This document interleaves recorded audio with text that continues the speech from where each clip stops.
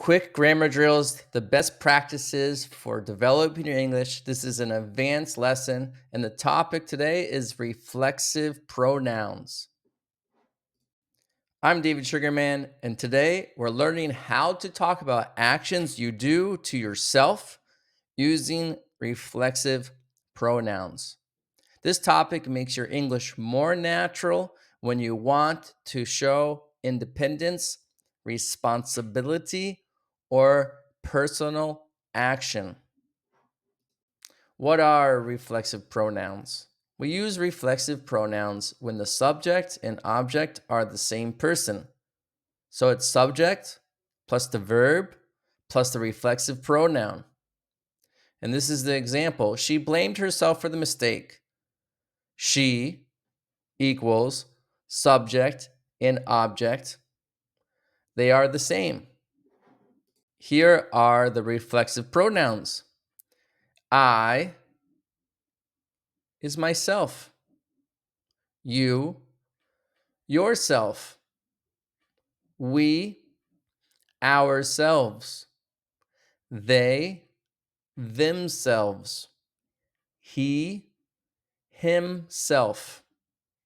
She, it's herself. It and itself. Use them to show the action returns to the same person or thing. Let me give you some examples. She blamed herself for the mistake. The children dressed themselves for school. He cut himself while shaving. We taught ourselves how to cook. The cat cleaned itself. So the action goes back to the person who does it. I hope that helped you. Let's go to another slide. We use reflexive pronouns when you do something alone or independently, like I repaired the car myself.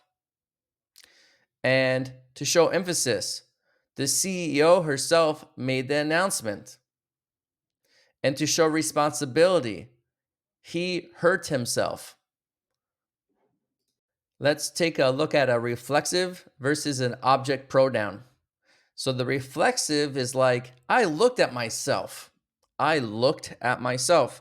I'm stating an opinion about myself. And let's see an object pronoun. I looked at her. I looked at her. That's an action in process. So the reflexives, remember, it's to the same person, and objects is to a different person. Can you spot out a mistake here? A common mistake? He blamed himself. That looks okay. We enjoyed ourselves. That looks fine. He blamed him. That's also okay. You could say he blamed himself, but we can also say he blamed him. We enjoyed us. That's the one that's wrong. You want to say we enjoyed ourselves. So let's do some practice. Right now, I'm going to give you a second to write down your answers. If I were you, I would get a notebook or a pen or a pencil and stop the video, take some time, and write down your answers.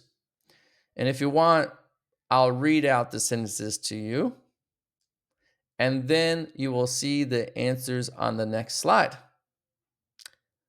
Let's do it. Number one, she blamed for being late. So write that down on your paper. Number two, we taught how to play guitar. Number three, the dog hurt on the fence. Number four, I cut while cooking. 5, you should be proud of, and you let me know what you think now. Here are the answers. So here are the answers, and just remember, They all refer back to the same person or thing. Number one, she blamed herself for being late. 2, we taught ourselves how to play guitar. 3, the dog hurt itself on the fence. 4, I cut myself while cooking. And 5, you should be proud of yourself. And guys, great job. So, a little recap. Reflexive pronouns is an action that goes back to the subject. Number 2, it's used for independence, emphasis, or responsibility. It always ends with self or selves. And don't confuse with object pronouns. Thank you again for coming to the David English Academy. Now you can go to davidenglish.info to practice the reflexive pronoun quiz there. I hope to see you in the next video. Bye for now, everybody. Hi, how are you today? If you would like to elevate your English level, where people actually understand you, where you're not making mistakes, where you're not confused, where you have control of your English, then you're in the right place. My name is David Sugarman. I've been teaching business English for over 12 years, and I can really help you. Currently, right now, I'm teaching in big companies like Diplomat Israel, like IKEA, and others. If you would like to hear more information, please reach out to me over here. Bye for now.